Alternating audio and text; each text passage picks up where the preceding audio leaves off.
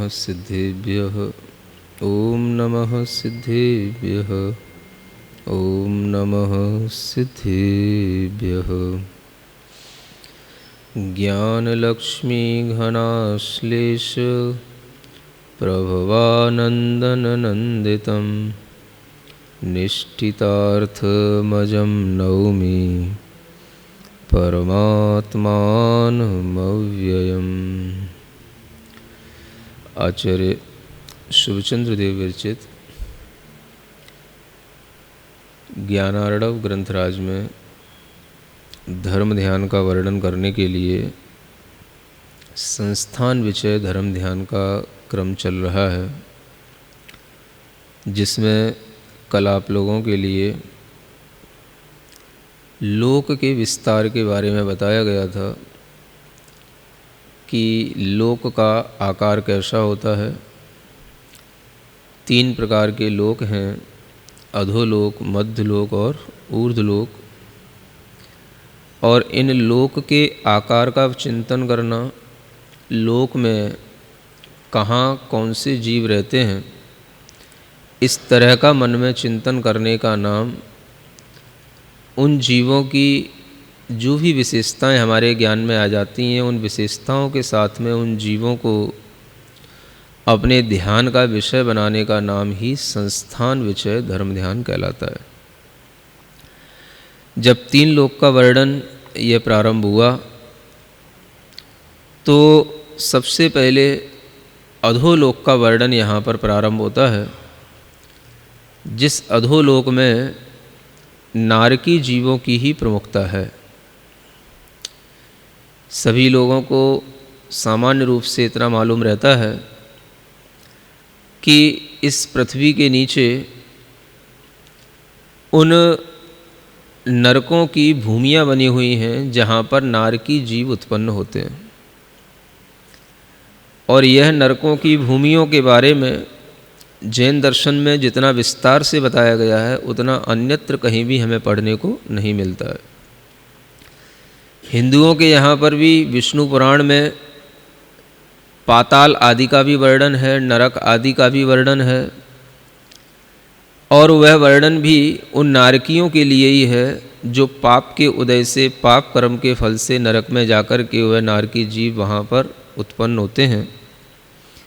तो हम इतना तो समझ ही सकते हैं कि जितने भी इस संसार में रहने वाले प्रमुख दर्शन या शास्त्र हैं, उनमें नरकों का विधान, नरकों का वर्णन हमें मिलता ही है। माने शास्त्रों में हमें नरकों का वर्णन पढ़ने को मिलता है। और नरक की मान्यता हर संप्रदाय में है, हर धर्म में है। इस्लाम में भी जहन्नुम और जन्नत दोनों मानी जाती हैं, जानते हो कि नहीं?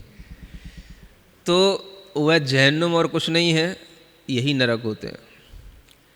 तो जो जीव पाप करते हैं, तरह तरह से लोगों को सताते हैं, दुख पहुंचाते हैं, निरपराध मनुष्यों की, पशुओं की हत्या करते हैं, वो इसी जहन्नुम में पहुंचते हैं। इन्हीं नरकों के वह वासी बनते हैं। और इन नरकों में जो फल प्राप्त करते हैं, क्या होता है वहाँ पर, कैसे वह नारकी जीव अपना जीवन यापन करते हैं, क्या वहाँ की व्यवस्था है। अगर आप लोग थोड़ा सा मनुष्य होकर के सुनने की इच्छा करोगे तो ज़्यादा अच्छा होगा, नहीं तो वहाँ जाकर के आपको सब देखने को तो मिलेगा ही। अगर यहीं पर बैठ कर के उसका चिंतन कर लोगे तो हो सकता है वहाँ ना जाना पड़े। समझ आ रहा है? यहाँ पर बैठ कर के उस चिंतन से आपके मन में हो सकता है कुछ पाप से डर पैदा हो जाए, कुछ अपनी प्रवृत्तियों से अपने अंदर ही घृणा पैदा हो जाए और हम कुछ उस पाप से बच जाएं जिसके फल से हमें उस नरक आदि में जाना पड़ता है। तो इस चैप्टर में जो श्लोक नंबर 10 है, वहाँ से ये नारकियों का वर्णन प्रारंभ होता है। यत्राधो भागमासाद्य संस्थिता सप्तभूमयः यासु नारक षण्णानां निवासाः सन्ति भीषणाः। आचार्य कह रहे हैं कि लोक के अधोभाग में जो 7 पृथ्वियाँ हैं उनमें नारकी जीव होते हैं, और ये नारकी जीव हमेशा नपुंसक ही होते हैं। समझते हैं ना आप लोग? एक स्त्री वेद होता है, एक पुरुष वेद होता है, और एक नपुंसक वेद भी होता है ना? तो पुरुष वेद से ज़्यादा दुख देने वाला स्त्री वेद होता है, और स्त्री वेद से भी ज़्यादा दुख देने वाला नपुंसक वेद होता है। दुख से तात्पर्य है यहाँ पर उस भीतर की अग्नि से, कामाग्नि से, उस भीतर की एक दुखमय वेदना से है, जो पुरुष वेद से भी ज़्यादा स्त्री वेद में होती है और स्त्री वेद से भी ज़्यादा नपुंसक वेद में होती है। पुरुष वेद के उदय से यह प्राणी स्त्रियों में रमण करने की इच्छा करता है, और स्त्री वेद के उदय से यह प्राणी पुरुषों में रमण करने की इच्छा करता है। और जब नपुंसक वेद का फल मिलता है तो चाहे पुरुष हो चाहे स्त्री हो, वह दोनों में रमण करने की इच्छा करता है। इसलिए यह नपुंसक वेद भीतर से बहुत ज़्यादा मानसिक रूप से व्यक्ति को दुखी करने वाला होता है। तो जहाँ पर सबसे ज़्यादा दुख मिल सकते हैं, जहाँ पर सबसे ज़्यादा अशुभ कर्मों के फल मिल सकते हैं, वो अगर कोई स्थान है तो उसका नाम है नरक। ये नरक शब्द बनता है नारक शब्द से, और नारक शब्द भी बनता है नारत शब्द से। जहाँ पहुँचने के बाद में किसी भी जगह पर, किसी भी भाव में, किसी भी व्यक्ति से, किसी भी परिस्थिति से कोई भी रति उत्पन्न ना हो, उसका नाम है नारत। वहाँ पहुँचने के बाद में आपको ऐसी कोई भी चीज़ नहीं मिलेगी जिससे आपको थोड़ा सा भी राग उत्पन्न हो सके, कुछ नहीं मिलेगा। इसलिए जहाँ कुछ भी रति उत्पन्न ना हो, जहाँ कुछ भी प्राणी के अंदर थोड़ा सा भी किसी से जुड़ने का, चिपकने का, लगने का, अच्छे पने का कोई भी भाव उत्पन्न ना हो, ऐसी परिस्थितियों में जीवन यापन करने का नाम कहलाता है नारकी जीवन। कुछ भी अच्छा नहीं लगता। क्यों नहीं लगता? तो बताया जाता है कि उन नरकों में या तो बहुत गर्मी होती है या बहुत ठंडी होती है। समझ आ रहा है? वातानुकूलित वातावरण वहाँ पर नहीं होता है। अब यहाँ पर ना अभी बहुत गर्मी है ना कुछ ठंडी है, लेकिन फिर भी आपके अंदर इतनी आसक्ति रहती है कि हल्की सी भी गर्मी आपको सहन नहीं होती, तो आप पंखा चलाए बिना, कूलर चलाए बिना रहते नहीं हैं, है ना? नरकों के दुख सुनो तो समझ में आएगा कि अगर यहाँ पर हमें थोड़ा सा पसीना भी निकल जाए तो कोई दुख की बात नहीं है। यहाँ पर यदि हमारे लिए थोड़ी सी भी गर्मी, सर्दी सहन होने को मिल जाए तो कोई बड़ी दुख की बात नहीं है। जहाँ पर किसी भी प्रकार का प्रतिकार करने के कोई साधन ही नहीं होते हैं, वहाँ पर हजारों वर्षों तक, लाखों वर्षों तक नहीं, असंख्यातों वर्षों तक इसी प्रकार के दुख सहने पड़ते हैं, और हम ही सहते हैं, हम ही सब लोग सहते हैं। समझ आ रहा है? तो प्रयास बुद्धि में इस तरह का होना चाहिए कि हम इन नरकों की वेदना को समझ कर के थोड़ी सी अपने अंदर बुद्धिपूर्वक कुछ वेदना को यहाँ पर जो हमें मिल रही है उसको सहन करने की हम अपनी बुद्धि तैयार करें। या तो तीव्र गर्मी है या तीव्र ठंड है। समझ आ रहा है? आप ना तो तीव्र गर्मी सहन कर सकते हो अधिक, और ना तीव्र ठंड सहन कर सकते हो, और यही वातावरण नरकों में मिलता है। अब जब नरकों में वातावरण ही इस प्रकार का है, तो वहाँ पर पहुँचने के बाद में आपको कौन सी ऐसी चीज़ें जो सुख देंगी? सबसे पहली चीज़ तो वातावरण ही होता है। अब वहाँ के वातावरण में जब हम देखते हैं तो आचार्य कहते हैं कि इन पृथ्वियों में बिल बने हुए होते हैं। पहली पृथ्वी में भी बिल बने हुए हैं, दूसरी में भी बने हुए हैं, 7 पृथ्वियों में बिल बने हुए हैं, और सबकी संख्या कुल मिलाकर के 84 लाख बिल होते हैं। कितने? हाँ, विस्तार से पढ़ना हो तो अन्य शास्त्रों से पढ़ना। अब इन 84 लाख बिलों में पहली, दूसरी, तीसरी, चौथी और पांचवी पृथ्वी के कुछ बिल, माने 3/4 बिल, इतने बिलों में गर्मी ही गर्मी है, ये समझना। समझ आ रहा है? और पांचवी पृथ्वी का जो 1/4 बिल बचे हैं वो फिर छठवीं पृथ्वी और सातवीं पृथ्वी, इनमें ठंडी ही ठंडी है, महाभयानक ठंडी और महाभयानक गर्मी। ऐसा नहीं है कि जहाँ पर गर्मी है वहाँ पर भी ठंडी है, जहाँ पर ठंडी है वहाँ पर भी गर्मी है, जहाँ गर्मी है वहाँ गर्मी ही है और जहाँ ठंड है वहाँ ठंड ही है। समझ आ रहा है? जब हम नारकियों की इस तरह की एक व्यवस्था को देखते हैं, वातावरण को देखते हैं, तो इससे हम ये अनुमान लगा सकते हैं, समझ सकते हैं कि गर्मी से भी ज़्यादा दुखदायी ठंडी होती है। समझ आ रहा है? क्योंकि पहले पृथ्वी से लेकर के सातवीं पृथ्वी तक दुखों की अधिकता होती चली गई है। हर तरीके के दुख, वातावरण के, नारकियों के, हर तरीके के दुख बढ़ते चले गए। तो जब शुरू की 5 पृथ्वियों में अधिक गर्मी है, अधिक उष्णता है, और छठवीं सातवीं पृथ्वी में अधिक ठंडी है, तो इसका मतलब है कि ठंड का दुख गर्मी से ज़्यादा होता है। समझ आ रहा है? हाँ, ठंड में आप जितना अकड़ सकते हो, ठंड में आप मर सकते हो, उतना आपके लिए गर्मी से मरना नहीं होता, गर्मी में इतना अकड़ना नहीं होता, गर्मी में इतनी आपको बाधा नहीं होती, क्योंकि गर्मी के उपाय आप किसी ना किसी तरीके से कुछ ना कुछ, है ना, पंखा, पानी इत्यादि के माध्यम से कर ही लेते हो। लेकिन जहाँ बहुत ज़्यादा शीत हो तो उसके उपाय भी आपसे कई बार नहीं बनते हैं, और आप देखते हो कि अधिकतर बूढ़े वृद्ध लोग ठंड के दिनों में निपट जाते हैं। समझ आ रहा है? कहा भी जाता है एक ठंड निकल गई माने बूढ़े की 1 साल निकल गई।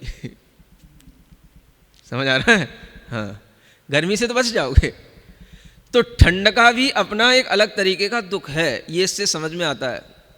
तो 84 लाख बिल हैं, उनमें यदि हम देखते हैं तो लगभग 82,25,000 बिलों में तो गर्मी ही गर्मी है, और 1,75,000 बिलों में ठंडी ही ठंडी है। और इस तरीके का वहाँ पर वातावरण है कि कहा, इसमें भी श्लोकों में लिखा हुआ है, वो सब श्लोक हम अभी पढ़ेंगे, तो थोड़ा सा आपके लिए बीच बीच में एक व्यवधान भी उत्पन्न होता रहता है, इसलिए मैं केवल श्लोकों का भाव बता रहा हूँ आपको कि यहाँ पर इन्हीं श्लोकों में लिखा हुआ है कि वहाँ पर अगर मेरू पर्वत होता है, एक मेरू जो बहुत बड़ा एक पर्वत है, उस मेरू पर्वत को, उसके बराबर अगर मान लो कोई लोहे का गोला यदि आप यहाँ से उस नरकों की भूमि में पटकना शुरू करें, उसको वहाँ प्रवेश कराना शुरू करें, तो वह इतना उष्ण हो जाता है, इतना गल जाता है कि उन नरकों की भूमि में 5वीं भूमि तक पहुँचते पहुँचते तो पूरा का पूरा लोहा जो है गर्म होकर के बिल्कुल गल ही जाएगा, पानी बन जाएगा। समझ आ रहा है? इतनी गर्मी है। हाँ?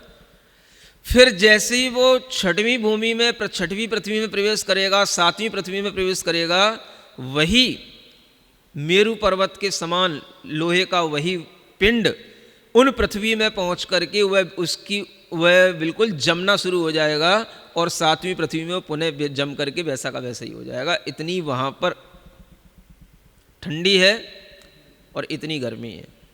समझ आ रहा है? यह सब वातावरण सहन करते हैं, कोई दूसरे जमीन के लोग नहीं पहुंचते वहाँ, कोई दूसरे ग्रहों से लोग नहीं पहुंचते वहाँ, सब हम ही और आप लोग पहुंचते हैं वहाँ पर। समझ आ रहा है? और दुनिया में ऐसा कोई प्राणी नहीं है जिसने उन नरकों की पीड़ाओं को सहन ना किया हो। हाँ? तो हमेशा ये ध्यान रखो कि उन नरकों में एक बार अगर वह जीव पहुंच जाता है तो वहाँ पर कम से कम उसे 10,000 वर्ष तक जीना होता है, कम से कम, उससे पहले तो निकल ही नहीं सकता। 10,000 वर्ष की मिनिमम आयु है, और मैक्सिमम आयु वहाँ पर 33 सागर की होती है सातवीं भूमि में। हाँ, सागर का मतलब होता है असंख्यात करोड़ वर्ष, समझ लो, आपकी बुद्धि के पार है वो सब चीज़ें।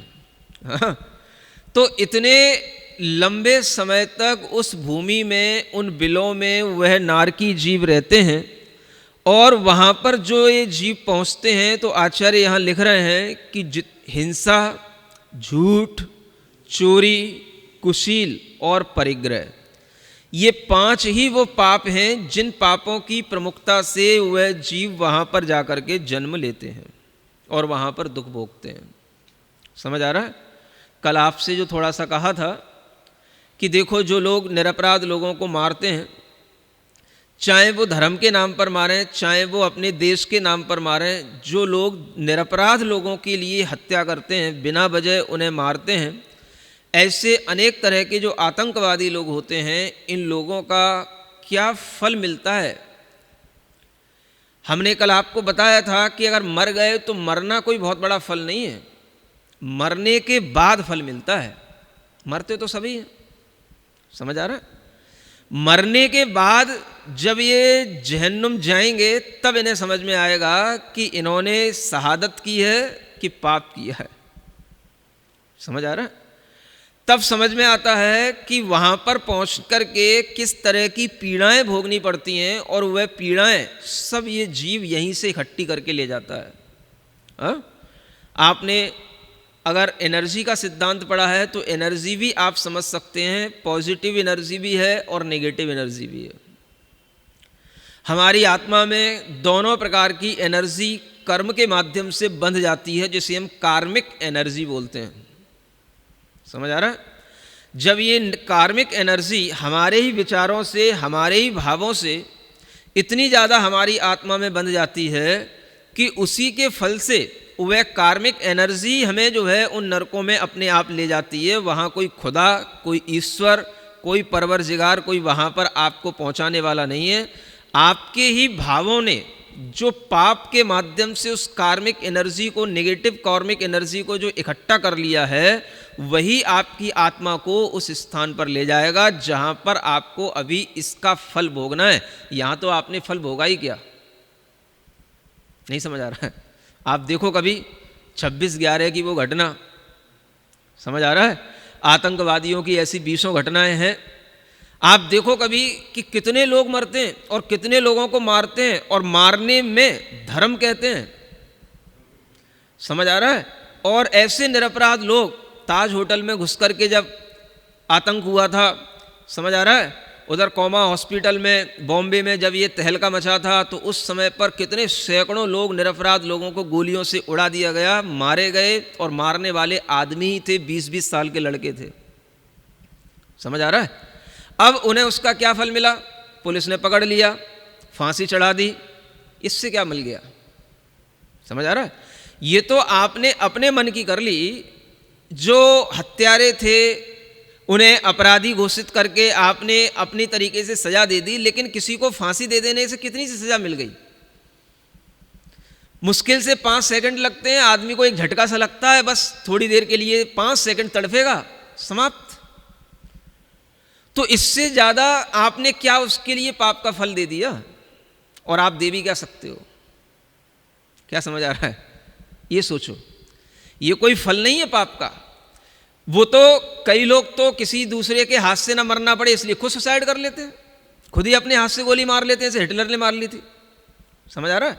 कई लोग जब दूसरों के पकड़ में आते हैं तो वो सोचते हैं कि दूसरे हमें मारेंगे, उससे पहले अपने आप को मार लो, तो 2 मिनट भी कहा, समझ आ रहा, 10 सेकंड का खेल होता है और सारा का सारा समाप्त। क्यों किसी के लिए तड़पते रहो, मरते रहो, मार और परेशान होते रहो? तो मरना कोई उस पाप का बहुत बड़ा फल नहीं है, मैं ये कहना चाह रहा हूं। समझ आ रहा है? मरते तो सभी हैं। कितने लोग एक्सीडेंटों में तड़प तड़प के मरते हैं, कितने लोग बीमारियों में तड़प तड़प के मरते हैं, तो मरते तो बहुत सारे लोग हैं, लेकिन मरना कोई उस पाप कर्म का फल नहीं है, वो तो एक तैयारी है उसकी।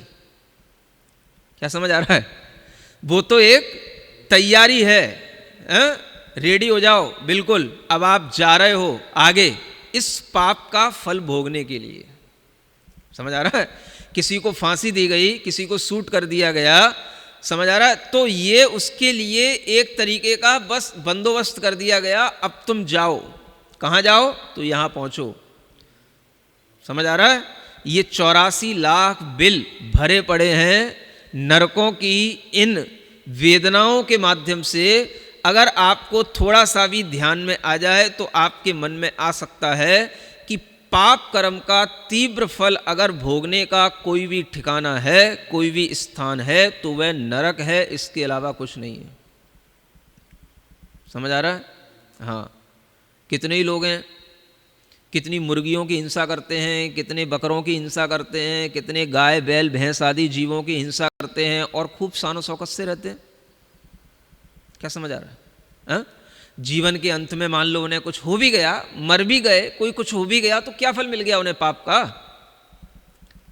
फल तो बाद में मिलेगा, फल कभी नहीं छूटेगा।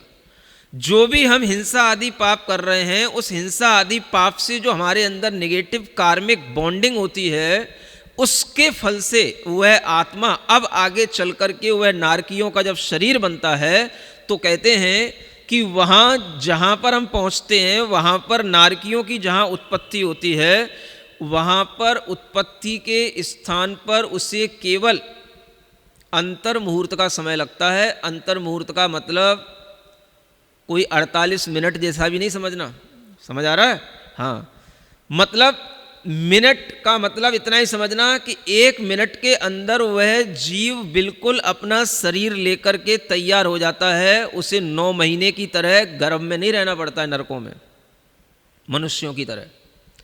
और वहाँ पर वह जीव जब ऐसे स्थान पर उत्पन्न हो जाता है, तो उन नरकों में क्या व्यवस्था है जहाँ पर वह उत्पन्न होता है, जिन स्थानों पर उत्पन्न होता है, वो स्थान अलग अलग तरीके के भयंकर आकारों के बने हुए स्थान होते हैं। समझ आ रहा है? उन स्थानों में ये सब, गर्मी का स्थान में गर्मी मिलेगी, ठंड के स्थान में ठंड मिलेगी, और उन्हीं स्थानों में जन्म होगा। जन्म होने के बाद में एक अंतर मुहूर्त में ही जैसे ही वो नारकी तैयार होकर के खड़ा होता है, तो सबसे पहले उसे उस बिल में से नीचे गिरना पड़ता है। समझ आ रहा है? नीचे। और नीचे गिरता है तो कैसे? यहां लिखा है ऊर्ध्वपादा अधोमुखा। पैर तो ऊपर की ओर होंगे, मुख नीचे की ओर होगा। और वहां जो संपुट स्थान होते हैं, जो कोष्टिका माने ऐसे स्थान बने हुए होते हैं, जैसे ऊंट का मुंह होता है, गाय का मुंह होता है, जैसे आपके यहां पर वो जो ओखली होती है, मुदगर होता है, इस तरीके की शेप के वो स्थान बने हुए रहते हैं। और उनमें वह जीव वहाँ पर उत्पन्न होता है, और उत्पन्न होने के बाद में सबसे पहले उस नरक की भूमि पर टच कैसे करता है? उन बिलों में से गिरता है नरक की भूमि पर, तो पहले उल्टा मुंह करके नीचे की ओर मुख होगा और ऊपर की ओर उसके पैर होंगे। और जब वो गिरेगा तो इतनी तेज उसको पीड़ा होती है कि उसे वहां पर उछलना पड़ता है। समझ आ रहा है? पहले तो वो उछलेगा। पहली भूमि में 7 योजन और 6500 धनुष, इतनी उछाल, इतनी नीचे से उसको जर्क लगता है। समझ आ रहा है? और आगे आगे की जो भूमियां हैं, उनमें यही ऊंचाई जो उछलने की है, ये दुगनी दुगनी होती चली जाती है। अब वो जो स्थान बने हुए हैं जहां पर ये जन्म लेता है, तो वहां पर जैसे 36 तरह के आयुध, अस्त्र होते हैं, जिन पर जाकर के वह जीव सबसे पहले गिरता है। सुख का तो वहां पर आप ये समझ लेना, एक समय का भी कोई भाव नहीं है। उत्पत्ति होते ही ये शुरू हो जाता है। 36 प्रकार की तलवारें अस्त्रों से सहित उस स्थान पर गिरेगा। आप सोचोगे मरेगा नहीं? मरेगा नहीं। हाँ, शरीर कटेगा, टूटेगा, मिटेगा, सब कुछ होगा, लेकिन वह फिर जैसे पारा होता है ना, पारे को अलग अलग कर दो फिर पारा जुड़ जाता है, ऐसे ही पारे की तरह जुड़ करके वह फिर उछलेगा। और वह तब तक वहां पर इसी तरीके से रहेगा जब तक कि उसकी भीतर की आयु पूरी नहीं हो जाए। वहां कोई बचाने वाला कोई नहीं, ईश्वर भगवान कोई नहीं वहां बचाने वाला। समझ आ रहा है? वहां पर अनेक तरह के जो दुख हैं, तो उनमें सबसे पहले यही दुख है कि वह जो स्थान है, अनेक शूल, अनेक तलवार, इनसे युक्त वह स्थान होता है, और वहाँ पर दुर्गंध तो इतनी होती है कि अगर आप वहाँ पर देखें, कल्पना कर लें एक कोई ऐसा स्थान जहाँ पर गाय, बैल, बिल्ली, सूकर, कुत्ते, भेड़िए, इन सबको एक साथ सड़ाया जा रहा हो, उसकी जैसे गंध होती है, उससे भी तीव्र गंध वहाँ पर उस स्थान पर होती है। समझ आ रहा है? पंच इंद्रिय बनता है, मन से सहित होता है, संगी पंचेंद्रिय होता है, और पांचों इंद्रियों के विषय वहाँ इतने भयंकर होते हैं कि किसी भी इंद्रिय का वहाँ कोई भी सुख नहीं मिलता है, न स्पर्श का, न रसना का, न घ्राण का, न चक्षु का, न कर्ण का। समझ आ रहा है? फिर वहाँ पर लिखा हुआ है कि जो वो स्थान बने हुए होते हैं, उन स्थानों में अनेक तरह के जैसे कांटे हों, शूलों के कांटे, उन कांटों से वह स्थान वह व्याप्त रहता है, और उन स्थानों पर अनेक तरह के अगर वहाँ पर वृक्ष दिखाई देंगे या अनेक तरीके की कोई भी नदी नाले भी दिखाई देंगे, तो वे सब भी दुर्गंध युक्त होंगे, और वे सब भी उन नारकी जीवों की विक्रियाएं होती हैं, जिनके माध्यम से वहाँ पहुँचने के बाद भी उन पत्तों के माध्यम से भी उसका शरीर कट जाता है। ऐसी वह नरक की भूमि में, जहाँ पर पहुँचने के बाद में उसके खंड खंड हो जाते हैं, शरीर के टुकड़े टुकड़े हो जाते हैं, और फिर वह उछल उछल करके, घूम घूम करके वह उन्हीं स्थान पर बार बार गिरता है, और उसके बाद में उसका जब शरीर सीधा होता है, जब वह सामने देखता है, तो उसे वहाँ पर क्या नज़र आता है? नज़र क्या आएगा? आप ये ध्यान रखना, वहाँ पर लाइट नहीं होती है। समझ आ रहा है? क्या है? तो अंधकार ही अंधकार है, घोर अंधकार। जितना अंधकार हो सकता है वो उतना अंधकार है। फिर आप कहोगे अंधकार में दिखाई कैसे देगा? आप चिंता नहीं करो किसी चीज़ की। समझ आ रहा है? सब व्यवस्था है। अंधकार में जैसे यहाँ पर आप देखते हो बिल्ली को, शेर को दिखाई देता है, वैसे ही वहाँ पर आपकी आंखों में व्यवस्था मिलेगी कि आपको वहाँ पर अंधकार में हर नारकी दिखाई देगा। है? सामने क्या है वो दिखाई देगा, कौन सा नया नारकी यहाँ पर पैदा हो गया, उस नारकी की खिदमत करने के लिए तुरंत अनेक 20 नारकी आ जाएंगे इकट्ठे होकर के, और सब उस पर ऐसे लठ बरसाएंगे, ऐसे उसको तलवारों से काटेंगे कि उसकी ऐसी स्वागत करेंगे कि वो सोचेगा कि ये हम कहाँ आ गए। समझ आ रहा है? ऐसा वहाँ पर वातावरण, ऐसा वहाँ पर शरीर, कि वह शरीर भी इतना वहाँ पर दुख देने वाला होता है। जो शरीर मिलता है, कहने को तो वैक्रियक शरीर होता है, लेकिन वह वैक्रियक शरीर भी इतना अशुभ होता है, इतना अशुभ होता है कि उस वैक्रियक शरीर में सब तरीके के दुख और सब तरीके की पीड़ाएं होती हैं। सबसे ज्यादा रोग अगर कहीं होते हैं तो नारकियों के शरीर में होते हैं। समझ आ रहा है? आप 1, 2, 4 रोगों से ही बिल्लाने लग जाते हो, चिल्लाने लग जाते हो, और किसी को 2, 4 लोगों से ज़्यादा होते भी क्या होंगे? नहीं समझ आ रहा? कहीं डायबिटीज हो गई, तो कहीं किसी को ब्लड प्रेशर हो गया, तो कहीं किसी की किडनी खराब हो गई, कि कहीं किसी को टीबी भी हो गई, तो कहीं किसी को जो है ट्यूमर भी हो गया। ज़्यादा से ज़्यादा 10-5 रोग होंगे। लेकिन नारकियों के शरीर में 5,68,99,584 रोग होते हैं। सुन रहे हो? कितने? फिर से गिनना है। 5,68,99,584 रोग नारकी के शरीर में होते हैं, और वह नारकी के रोम रोम में इतने रोग होते हैं कि उसे अपने शरीर के होने का भी कोई सुख नहीं मिलता है। अब जब वह वहां पर पहुंचता है तो उसे वहां पर दिखाई देता है कि यहां कोई शरण नहीं है, कोई सुख का भाव नहीं है, कोई भी यहां पर ऐसा नहीं दिखाई देता कि जहां पर पहुंच जाऊं भागते हुए और वहां पर पहुंच करके वह कोई मुझे थोड़ा बचा ले, कोई मेरा रक्षक बन जाए, ऐसा कुछ भी वहां पर नहीं दिखाई देता। समझ में आ रहा है? कोई भी वहां आपका अपना फ्रेंड नहीं मिलेगा, मदर फादर सिस्टर फ्रेंड्स कुछ भी नहीं होंगे वहाँ पर, पति पत्नी के कोई भी वहाँ भाव नहीं होते हैं, वहाँ सिर्फ नारकी होते हैं, वहाँ सिर्फ नपुंसक ही होते हैं। और जो भी आपके सामने आएंगे वो सब आपके ऊपर जैसे जन्म जन्म के दुश्मन हो ऐसे आपके ऊपर टूटेंगे। आपके लिए वहां पर कोई भी मित्र नहीं मिलेगा, कोई भी अपना बंधु नहीं मिलेगा, सब वहां पर निर्दयी होंगे, सब पापी होंगे, सब क्रूर होंगे और सब वहां पर भयानक शरीर को दिखने वाले होंगे। सबका शरीर देख करके ही आपको ऐसा डर लग जाए, इतना भयानक शरीर होता है वहां पर। हर नारकी का हुंडक संस्थान होता है। हुंडक संस्थान के बारे में बताया जाता है कि ऐसा संस्थान भयानक भयंकर, जैसे कोई बोरा हो, है ना, बोरा जिसमें आप लोग शक्कर वगैरह भरते हो, अब उसमें आप ईंटें भर दो, ईंटें गिट्टी, समझ आ रहा है?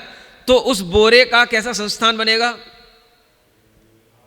समझ आ रहा है? कहीं से भी आड़ा टेढ़ा उल्टा सीधा कुछ भी।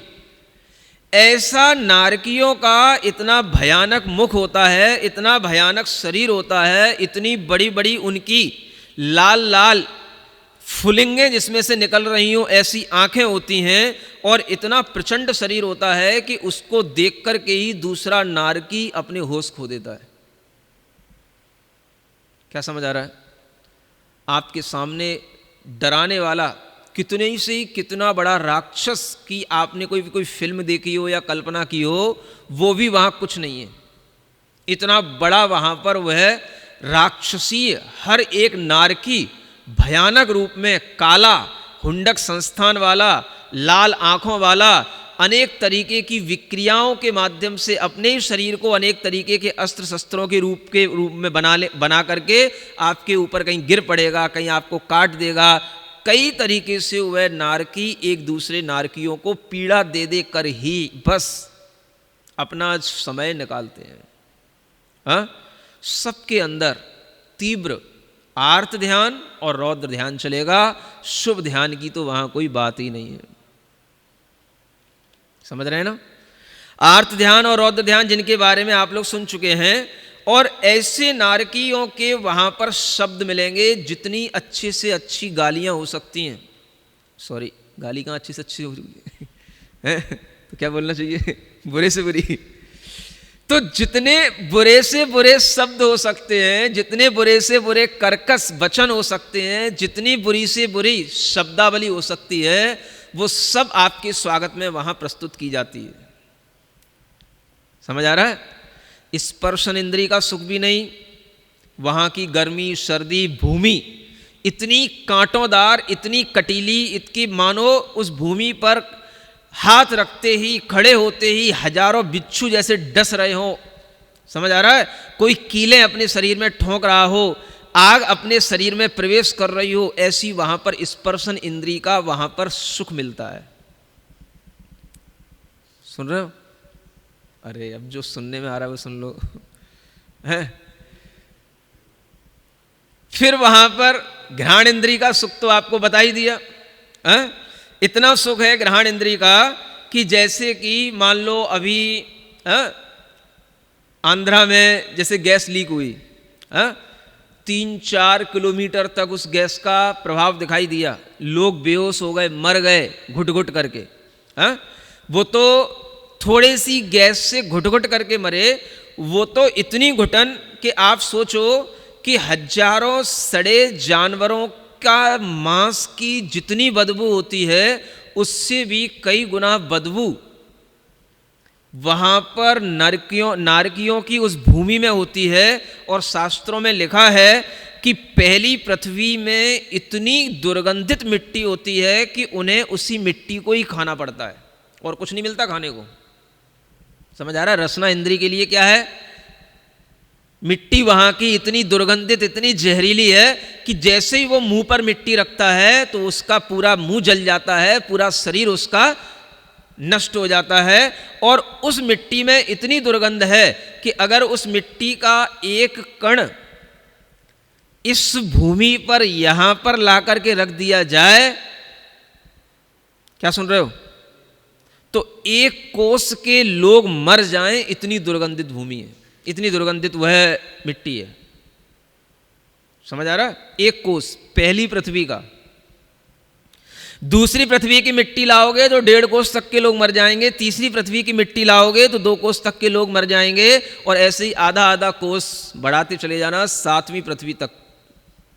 ये वहां की रसना इंद्रिय और घ्राण इंद्रिय के सुख हैं। समझ आ रहा है?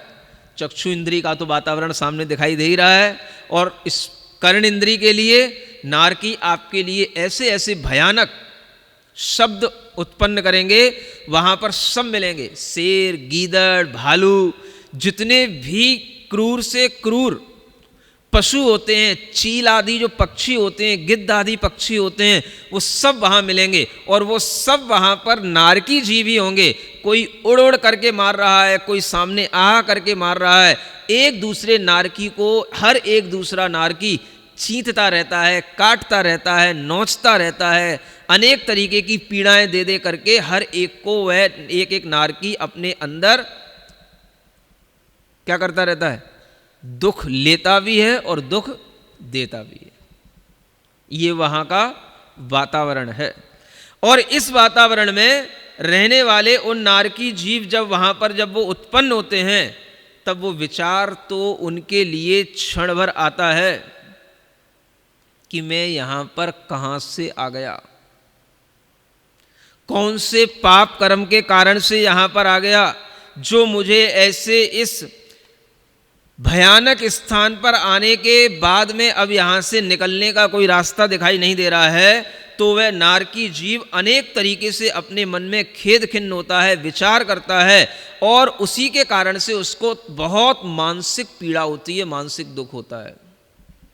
आचार्यों ने नरक में 5 प्रकार के दुख बताए। कितने प्रकार के? 5 प्रकार के।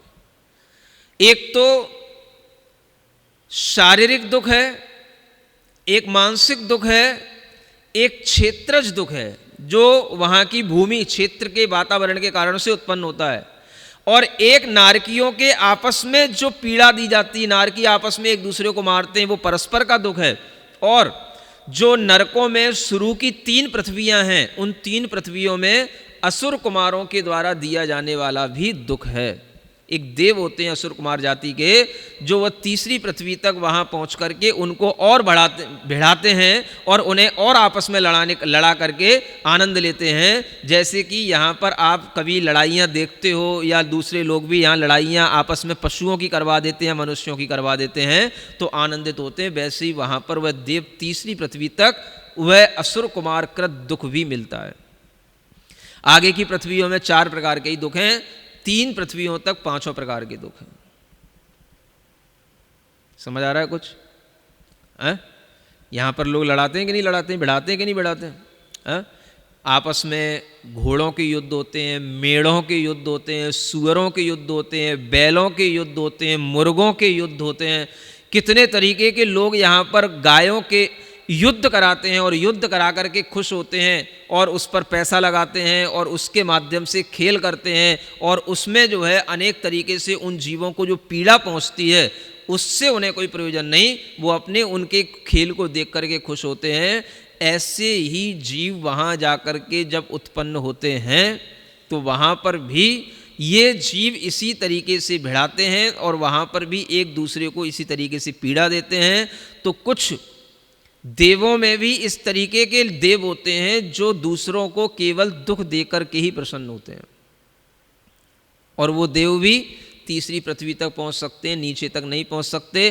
तो ऐसे ये सारे के सारे 5 प्रकार के दुखों से पीड़ित हुआ वह नारकी जीव वहां पर जाकर के अपने अंदर अनेक तरीके की चिंता, विलाप, आक्रंदन, रोना धोना सब करता है, चीखता चिल्लाता है, लेकिन वहाँ पर कुछ भी बचाने वाला, कोई भी संरक्षक, कोई भी रक्षक, कोई भी शरण देने वाला ना तो कोई स्थान होता है और ना कोई व्यक्ति होता है। वहाँ पर कुछ नहीं होता है, सिर्फ वहाँ अपने कर्मों का फल ही भोगना होता है।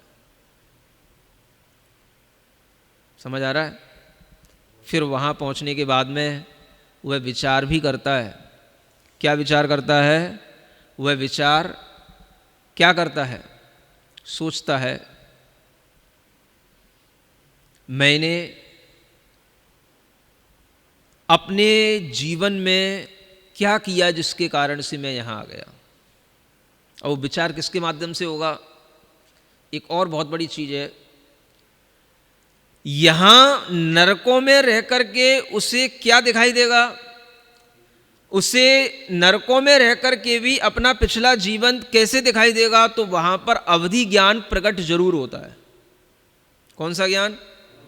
अवधि ज्ञान। हर नारकी के पास में अवधि ज्ञान मिलेगा, लेकिन वो मिथ्या होगा, विभंग अवधि बोलते हैं उसको। तो वह उल्टा ही सोचेगा।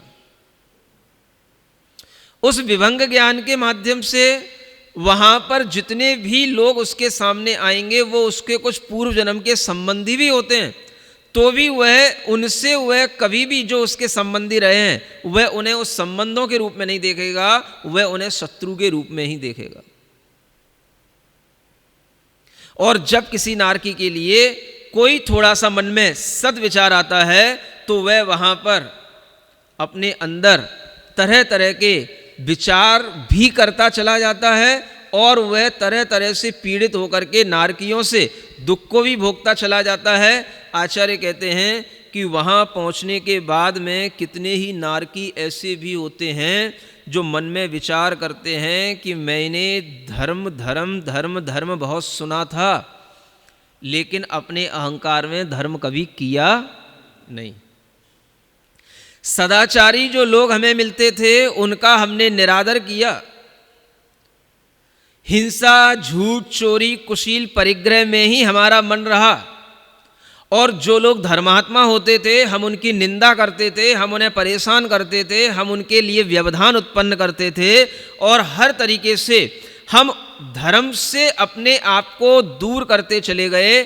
जब हमें कोई वहाँ पर सिखाता भी था, अपने घर का या बाहर का कोई भी बंधु, तो हम उसके ऊपर क्रोध के कारण से टूट पड़ते थे, लेकिन हमने कभी धर्म की दो बातें सीखने की कोशिश नहीं की। और उसी का ये परिणाम है जो आज हम यहाँ पर आकर के अपना यह इतना पीड़ा को भोगने के लिए अपने आप को हम मजबूर किए हुए हैं। ये पश्चाताप भी नारकियों को वहाँ पर होने लग जाता है। समझ में आ रहा है?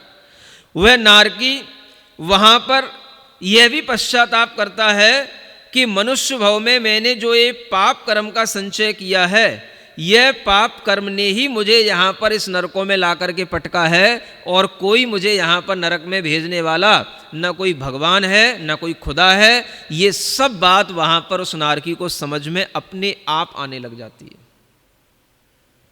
समझ आ रहा है? यहाँ तो आपको समझ नहीं आएगी, यहाँ तो आपको यही समझ में आएगी कि अभी तो सबके लिए है ना, खूब जो कुछ है धर्म के नाम पर खूब पाप करो, हाँ, धर्म के नाम पर खूब आतंक मचाओ, धर्म के नाम पर खूब हिंसा करो, धर्म के नाम पर खूब जो है क्रूरता बरतो, और ये सोच करके कि हमें ईश्वर खुदा कभी ना कभी हमें इस बात से प्रसन्न करेगा और इस बात से हमारे ऊपर प्रसन्न होगा कि हमने तेरे ईश्वर के लिए ये कार्य किए हैं, ये हमने बलियां दी हैं, ये हमने शहादत की है। समझ आ रहा है? ऐसी बुद्धि वाले लोगों की बुद्धि यहाँ पर ठिकाने आ ही नहीं सकती। समझ आ रहा है? यहाँ तो वो जुनून चढ़ा रहता है, यहाँ तो जो उन्हें करना है वो करना ही है। ये जुनून की शांति उन्हें मरने से भी नहीं मिलती है। समझ आ रहा है? मरने के बाद में कोई कब्रों में कोई खुदा आकर के उन्हें कयामत के दिन कहीं बुलाएगा और उन्हें कहीं फिर उनका निर्णय लेगा। ये सब बातों से कोई प्रयोजन नहीं। आदमी जिस समय पर मरता है, शरीर छोड़ देता है, उसी समय पर उसकी आत्मा अन्यत्र जाकर के जन्म ले लेती है। ये तो शरीर मरने के बाद में मिट्टी में मिलता ही है और मिल जाता है। इस शरीर को कोई पुनः जीवित नहीं करता और कोई इस शरीर में फिर से प्राण आएंगे, फिर से हम इसमें से खड़े हो जाएंगे और फिर जो है कोई हमारा निर्णय लेगा। इस तरीके की जो भ्रांतियों में हम जी रहे होते हैं, ये सब भ्रांतियां वहां जाकर के अपने आप दूर हो जाती हैं। समझ आ रहा है? इसको बोलते हैं नरक, जहन्नुम, जहां पर पहुंचने के बाद में उस आत्मा को अपने आप लगता है मैंने दूसरों का धन चुराया, दूसरों की प्रॉपर्टी हड़पी, दूसरों को फंसाया, दूसरों को झूठ बोल करके उनके लिए परेशान किया और बिना वजह उन्हें अनेक तरीके के अपवादों में डाल करके उन्हें कोर्ट में पहुंचाया, जेल करा दी। इस तरीके की जो यहाँ पर अपराध करने के बावजूद भी आदमी अपने आप को डॉन समझता है, बॉस समझता है, खुश होता है, उसकी ये सब खुशियों का फल तुम क्या दोगे? कर्म देंगे। समझ आ रहा है? कोई कोर्ट क्या न्याय करेगी? कितना सा आप उसके लिए जजमेंट दे करके कितना सा आप उसके लिए उस अपराध का फल दे पाओगे? ज़्यादा से ज़्यादा उसको किसी जेल में डाल दोगे, इससे उसको क्या फ़र्क पड़ेगा? समझ आ रहा है? कितने ही आतंकी होते हैं, कितने ही अपराधी होते हैं जो जेल में बहुत खुश होते हैं। मैं अभी दिल्ली में बड़ी बड़ी जेलों में होकर के आया हूँ। समझ आ रहा है? हाँ, मंडोली जेल और दिल्ली की जो ये तिहाड़ जेल, उन जेलों में रह करके देख करके आया हूँ। रह करके मतलब ऐसा मैं समझ मतलब दिन भर तो गुजारा ही था हमने, कम से कम मंडोली जेल में तो हमने दिन भर गुजारा। और वहाँ पर अलग अलग जो जेलों के अलग अलग केबिन बने रहते हैं, अलग अलग यूनिट बनी रहती हैं, उनमें मैंने 4 यूनिटों में गर्मी के दिनों में भी 4 बार दिन भर में प्रवचन दिया मैंने, 4 अलग अलग यूनिटों में जाकर के। समझ आ रहा है? और उस मंडोली जेल में ही मेरा आहार हुआ था, जेल में ही वहाँ पर श्रावकों ने, वो समझ आया, वहीं पर जो है आहार की व्यवस्था की थी, वहीं पर आहार हुआ। तो कहने का मतलब वहाँ पर मैंने ऐसे भी अपराधी देखे जिन्हें 20-20 साल हो गए। बहुत से अपराधी वहाँ सुधर भी गए और बहुत से अपराधी ऐसे भी हैं जो वहाँ पर मस्त हैं अपने ही हाल में, उन्हें सब प्रकार की सुविधाएं। जब भी कोई आदमी किसी भी तरीके का पाप करके आता है तो वो देखता है कि यहाँ पर ज़्यादा अच्छा है, घरों में इतनी सुविधाएं नहीं जितनी सुविधाएं वहाँ पर है। समझ आ रहा है? ऐसी ऐसी भी जेलें हैं। हाँ, घरों में कहाँ आपको अच्छे पंखे, कूलर, एसी मिलेंगे, वहाँ पर सब मिल रहा है। और ऐसे ऐसे भी अपराधी हैं जो वहाँ रह करके खुश हैं। तो आपने वहाँ उनको क्या दंड दे लिया, क्या कर लिया? समझ आ रहा है? तो हर अपराधी ये भी जान रहा है कि आप हमारे लिए कर क्या लोगे, क्या कर लोगे इससे ज़्यादा से ज़्यादा क्या होगा? जेल में डाल दोगे। जेल में भी खाने पीने को तो मिलेगा ही, ऐसा तो कुछ है ही नहीं कि वहाँ कुछ नहीं मिलता है। समझ आ रहा है? ठीक है, जितना मिलेगा उतना ठीक, 1 टाइम मिलेगा, 2 टाइम मिलेगा, 2 टाइम तो खाना मिलता ही है बस। अब जेलों में भी ऐसी सुविधाएं हैं, वहाँ पर भी ब्रेकरी बनी हुई है।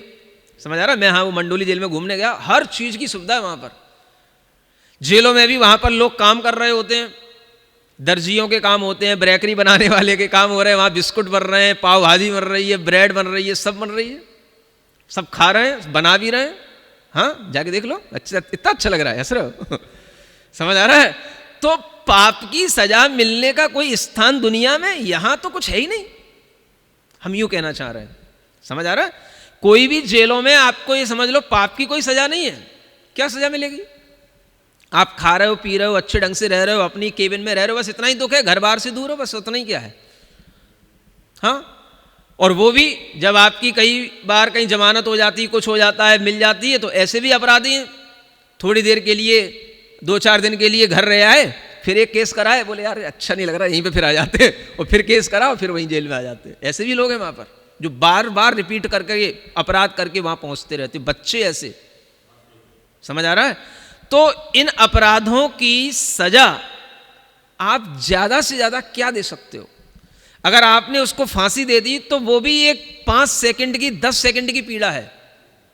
आपने उसको क्या कर लिया? सजा तो कर्म देगा। सबसे बड़ा न्यायाधीश कर्म है, हमारा अपना कर्म। समझ आ रहा है? जैसा हम कर्म कर रहे हैं उस कर्म के जिम्मेदार हम खुद हैं और उस कर्म का फल हम खुद भोगेंगे। यहां तो हम केवल कर्म अर्जित कर रहे हैं, यहाँ आपके लिए अगर पाप या पुण्य जो कुछ भी दिखाई दे रहा है वह केवल अर्जित किया जा रहा है। भोगने का स्थान तो अगले जन्म में है, भोगना तो अगले जन्म में होगा। यहाँ तो कोई भी जीव पाप अगर अर्जित कर रहा है तो उसका फल नहीं भोग रहा है, फल भोगने के लिए तो अलग व्यवस्थाएं बनी हुई हैं। आप बिल्कुल चिंता मत करो पापियों को देख करके भी। समझ आ रहा है? इसलिए अगर आपकी समझ में आ जाए ये नरक की व्यवस्थाएं तो आपके लिए दोनों तरीके की बुद्धि बन सकती है कि पापियों को देख करके आप उन पापियों के पाप से डर भी सकते हो और अपने अंदर के उत्पन्न होने वाले पापों से अपने आप को बचा भी सकते हो। एक व्यवस्था तो बुद्धि की ये है। समझ आ रहा है? और दूसरी, अगर आपको इन सब बातों से कोई प्रयोजन नहीं, कुछ भी आपको विश्वास नहीं, तो फिर आप भी पाप करो और उन्हीं पापियों की तरह आप भी पाप कर्म अर्जित करो और उसी के फल से फिर आप देखो इस जन्म में भी आपको क्या दुख मिलने वाले हैं और अगले जन्म में भी आपको क्या दुख मिलने वाले हैं। खुद करो, खुद देखो। समझ आ रहा है? तो हर जीव के लिए यह पाप कर्मों का फल खुद मिलता है, खुद ही भोगता है। समझ आ रहा है? हैं? एक आप लोगों ने हर जगह पर पढ़ भी रखा है, सुन भी रखा है कि जो जैसा कर्म करता है उसको वैसा ही फल मिलता है। लेकिन वह बात भी एक अधूरी सी इसलिए लगती है कि जब तक आप कर्म का मतलब कर्म जो हमारी आत्मा में संस्कार हैं वो बंध गए हैं उसके रूप में नहीं सोचोगे तब तक उसका फल भी आपको दिखाई नहीं देगा। क्योंकि आदमी तो ये सोच रहा है कि जो जैसा कर्म करता है वैसा फल मिलता है। ये बातें कहावतें पुरानी हो गई, ऐसा दिखाई तो देता ही नहीं। आदमी पाप कर रहा है और सुखी दिखाई दे रहा है। समझ आ रहा है? तो कर्म का मतलब वो नहीं है जो आप समझ रहे हो। कर्म का मतलब वो है जो आपके भीतर बंध रहा है। आप अगर कर्म का बंद कर रहे हो तो वह कर्म का बंद जरूरी नहीं कि बाहर आप पाप करो तभी दिखाई दे। आप पाप का विचार भी निरंतर कर रहे हो तो भी पाप का कर्म का बंद हो रहा है। समझ आ रहा है? इस तरह के पाप कर्मों के फल इन नरकों में जाकर के भोगने होते हैं। और ऐसी ये व्यवस्थाएं सब अनादि काल की बनी हुई हैं। इस लोक को बनाने वाला मिटाने वाला न कोई ब्रह्मा है, न कोई ईश्वर है, न कोई खुदा है। इस लोक की व्यवस्था अकृत्रिम है, स्वयं संचालित है, स्वयं अपने द्वारा बनी हुई है। कोई सर्वज्ञ देव ने, कोई जिनेंद्र भगवान ने भी इस लोक को बनाया नहीं है। जो दिख रहा है वो सिर्फ बताया है कि यहाँ ये है, यहाँ ये है, यहाँ ये है।